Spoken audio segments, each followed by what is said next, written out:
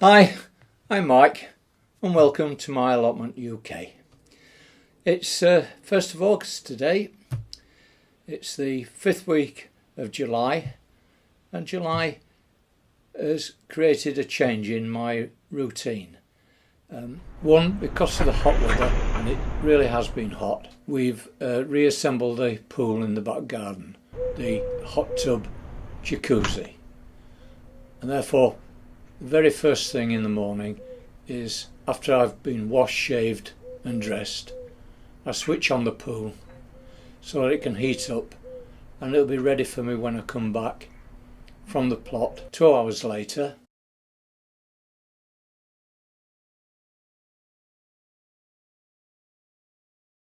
And 2, we decided to renovate the lawn, which I haven't recorded, mainly because I didn't know what I was doing, but it's turned out a success. But what that's meant has been doing an early morning watering and one late in the evening. And because we've got this beautiful hot weather, and it really is hot today, I've also been watering my wife's baskets, basically because if I've got the hose out, I might as well do the baskets as well. And I do this before I go off to the allotment.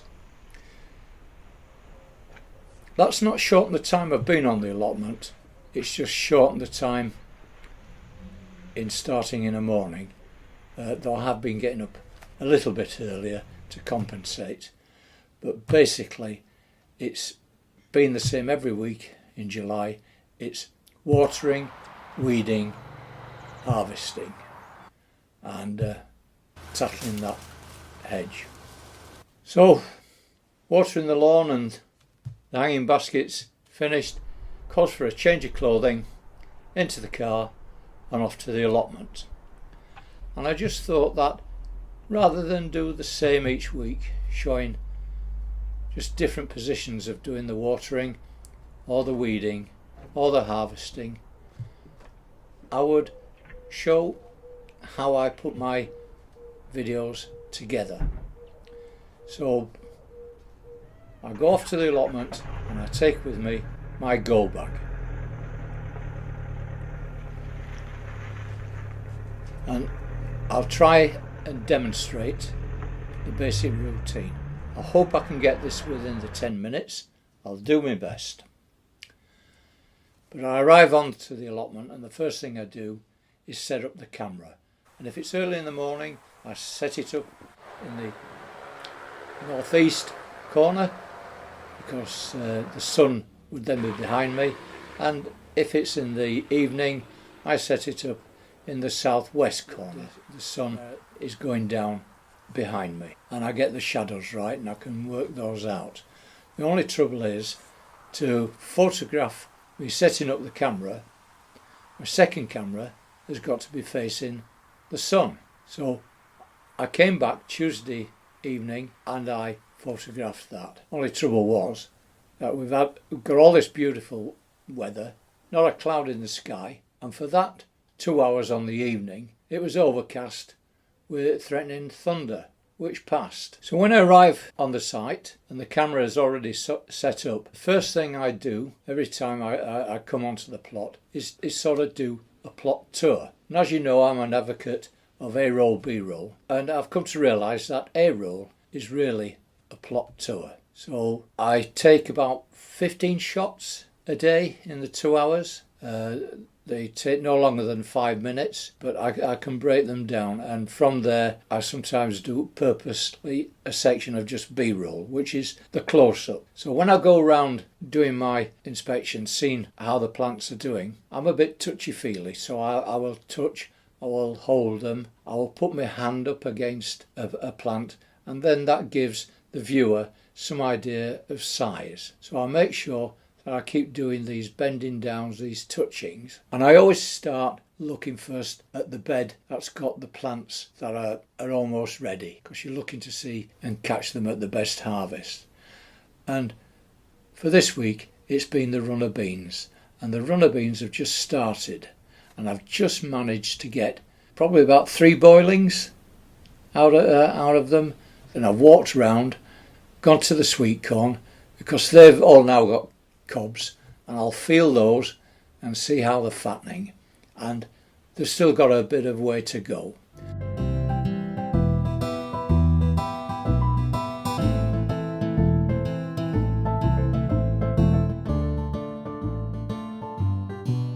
And then I go see my children, which is the onions, or I'll look after them like children and see how they're doing. Just noticed that a couple are turning to seed, so I'll get rid of those. And on the way I pass the calabrese, which is now finished. So that's going to be the task for today. So Monday, last week of July, the main task of the day is clearing bed 4. And in the middle of bed 4 are some volunteer skinned potatoes. Not really volunteer, as I intentionally dug a trench in spring, placed kitchen waste within it. This is composted, fed the worms, and the potato skins, which are Tesco's finest, have given me a decent harvest for free. And they weighed in at 2.5 kilo.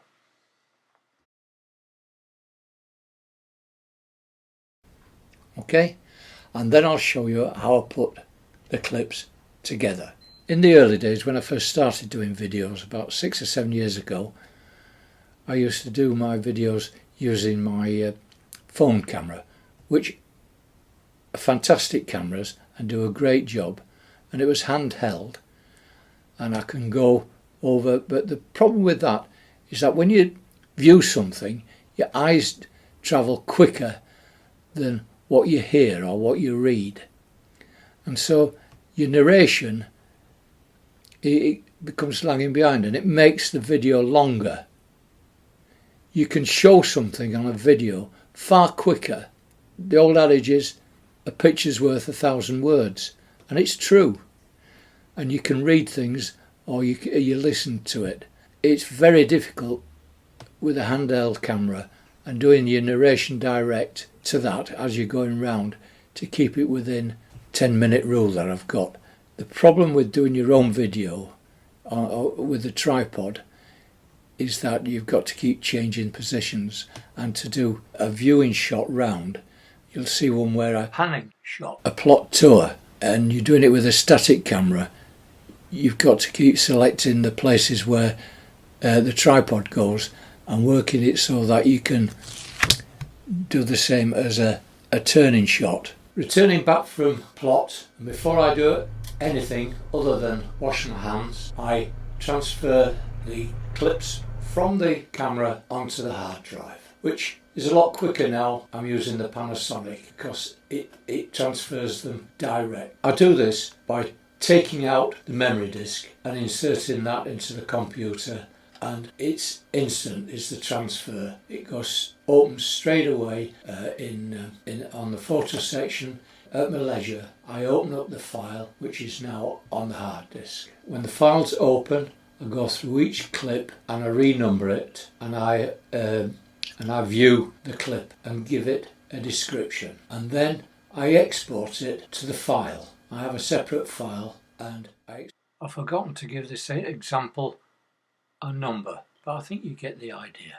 I change it from 1080p into 720p. There's no point in using all that memory, and for YouTube the 720p is perfectly good enough. And then when that's done, I separate the clips into what I consider A roll and what I consider B roll. And the only reason I do that is that when you get into the editing program of iMovie or whichever software you're using, your description doesn't come up. So clips from what they show you can be identical. So it's just for a matter of convenience that I do that. And then I clear the disk. My time limit is approaching. My 10 minutes is nearly up, and I've still got lots of things to talk about, such as there's making videos and showing the panning effect when you're a single operative. That's always something to work out. I'd also like to discuss why 10 minutes is my limit, or my self-imposed limit, and how I measure myself that I'm sticking within these limits. There's also to discuss about writing a script, which some people seem to be amazing, but there's different ways of making videos and putting in the commentary.